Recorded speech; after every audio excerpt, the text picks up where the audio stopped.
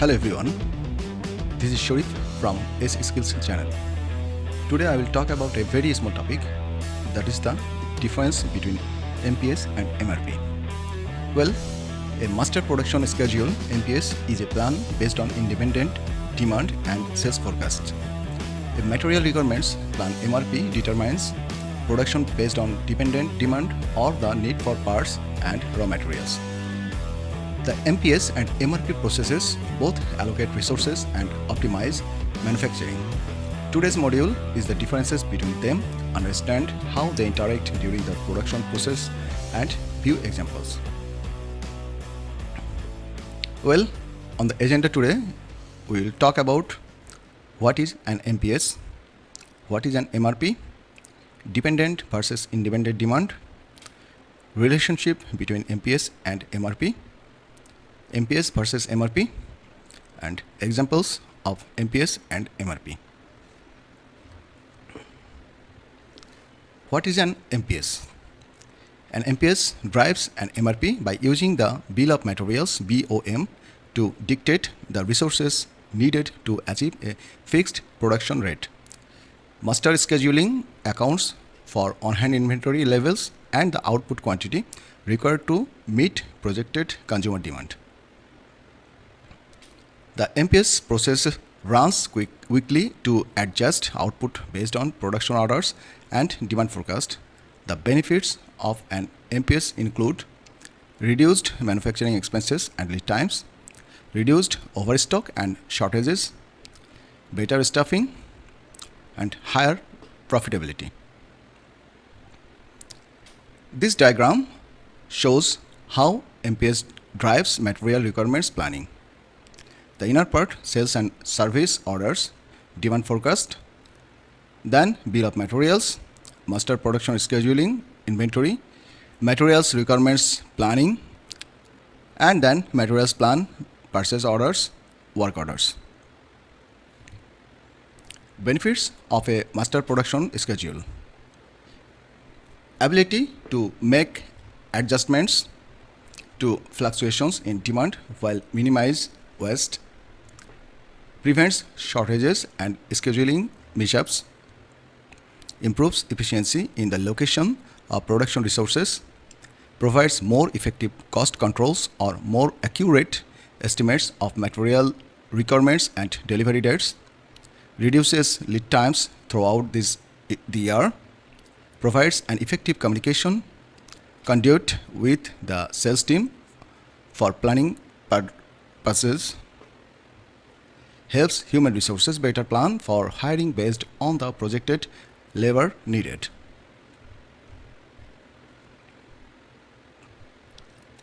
What are common MPS output reports? Some of the standard reports created by a MPS include available to promise.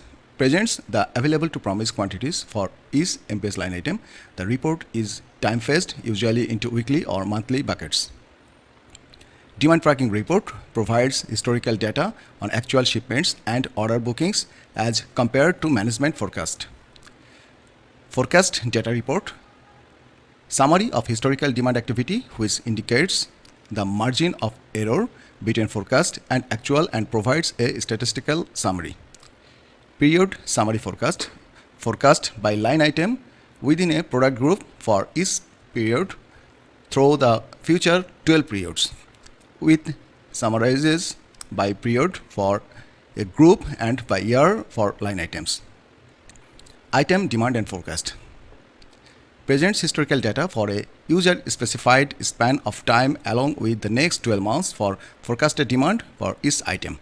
Typical data elements can include YTD totals and total yearly demand and quarterly totals with percentage comparisons of items and their product group total. Build schedule report reports the build schedule for one or all assemblies. Schedule versus actual output reports the actual output compared with the scheduled output at a particular work center. What is an MRP? An MRP prepares a facility to produce components and parts. It follows the priority plan the MPS establishes to determine which materials to order The MRP determines manufacturing based on dependent demand or demand derived from the need to produce another product. MRP runs daily to determine the production resources and raw materials required to fulfill production. The benefits of an MRP include optimized material planning, supply chain transparency, improved inventory management, and fewer manufacturing bottlenecks. MRP procedure. In MRP procedure, you define MRP type in material master. MRP type determines how the material is planned. MRP is performed based on the present and future sales figures and plant and exact requirement quantities calculate net requirements calculations. Following MRP types are available: manual reorder point planning, automatic reorder point planning, forecast-based planning, material requirements planning with forecast for unplanned consumption, and master production scheduling, or we can say it MPS. Consumption-based planning is based on historical consumption values and either uses forecasting or statistical procedures to determine future requirements or just triggers procurement if the material stock gets low. For MRP material, normally high-value A parts are considered, and the quantity and the desired delivery are the main interest areas. You use consumption-based planning for less critical low-value parts B and C. Manual reorder point planning is the most common type of consumption-based planning and involves minimal administrative work to perform this planning. In this planning, the system sets a manually entered reorder point and at the time of planning, run it only checks whether the stock has fallen below this reorder point. When the stock is less than this manually entered reorder point, the system triggers procurement to be performed for a fixed lot size. Independent versus dependent demand. Independent demand is nothing but finished goods. Demand is independent when unrelated to any other product or service. However, dependent demand is nothing but the raw material required for manufacture or produce finished goods. It's dependent when derived from the demand for another product. So, if we have to manufacture a bicycle, then independent demand is bicycle itself, and dependent demand are wheel, frame, seat, handlebar, tire, rim, or other components that are required to manufacture the bicycle.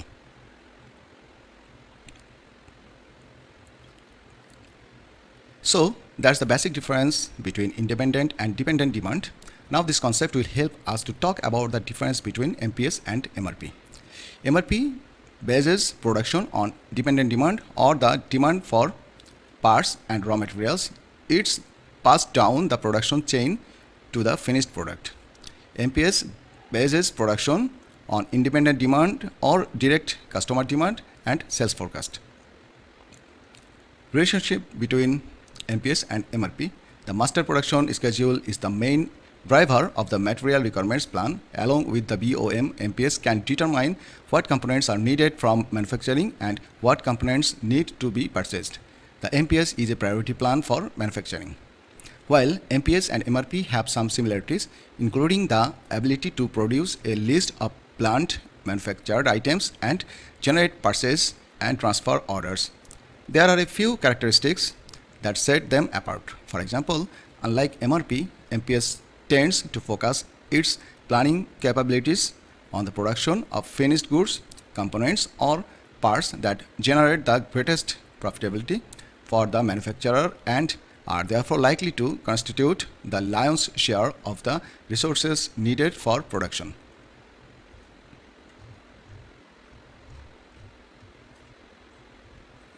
MPS versus MRP. MRP systems and MPS approach manufacturing planning in different ways. The following table outlines the disparate but interconnected methodologies used to streamline production. MPS or master production scheduling plans for independent demands or direct demand, example bicycle, And the material requirements planning or MRP plans for dependent demands, example tire, wheel, frame, rim, which goes into bicycle. MPS demand is directly coming from customer order or forecast. MRP demand passes down from MPS to plan for raw item level. MPS directs MRP processes. On the other hand, MRP is driven by MPS. MPS involves single level planning and MRP involves multi-level planning. MPS operates weekly based on sales orders and demand forecasts. On the other hand, MRP operates daily to determine required production resources. The following flowchart shows MRP and MPS interact in the larger production planning process.